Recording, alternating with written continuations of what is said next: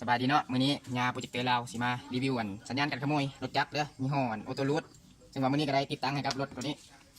แล้วก็ R15 เนาะตัวนี้เป็นตัวใหม่ล่าสุดเลยซึ่งว่าฟังก์ชันการเฮ็ดเวียกหลักๆก็จะมี4ปุ่มเนาะก็คือปุ่มที่1เป็นปุ่มล็อกจะเป็นการล็อกจะมีล็อก2แบบคือล็อกเปิดเสียงล็อกปิดเสียงล็อกเปิดเสียงจะเป็นการกดบานหนึ่งเนาะปึ๊บ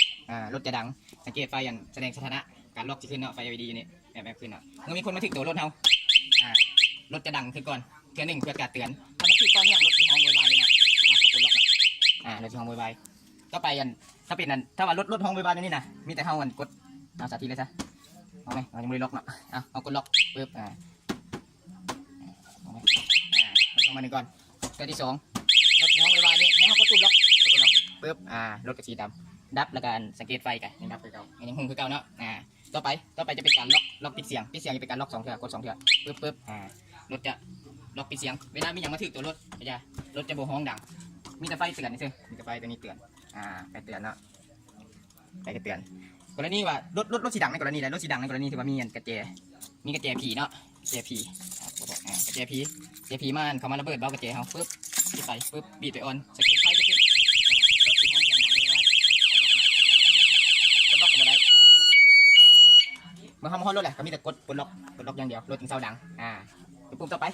จะเป็นตัวนี้เป็นปุ่มสตาร์ทเราสามารถสตาร์ทด้วยรีโมทนี่เลยก็ได้คือกด2เทื่อเนาะก็เป็นที่สตาร์ทเองได้ปกติบัตรมอดเขาก็มีแต่มอดด้วยรีโมทเด้อเวลาสตาร์ทด้วยรีโมทต้องมอดด้วยรีโมทเอามอดด้วยกระเจี๊ยบเขาได้มอดด้วยรีโมทสตาร์ทด้วยรีโมทเวลามอดแบบนี้แต่กดปุ่มล็อกปุ๊บแค่นึงรถกระสีดับต่อไปก็เป็นปุ่มมันค้นหาตัวรถเวลาเขาจอดอยู่ตลาดจอดอย่างว่าเขาจะเขียนหาตัวรถเขาก็กดบ้านปุ๊บรถเขาอันนี้เขากดล็อกก็ได้แล้วเขากดล็อกต่อไปตัวนี้กรณีที่ว่าไอ้จอดไว้บริล็อกนะบริล็อกกันขโมยเขาเนาะแล้วมีจอดล็อกคอธรรมดาแหละโจรมาลักแต่สตาร์ทรถเขาสตาร์ทรถเท่าไรแล้วเขาเห็น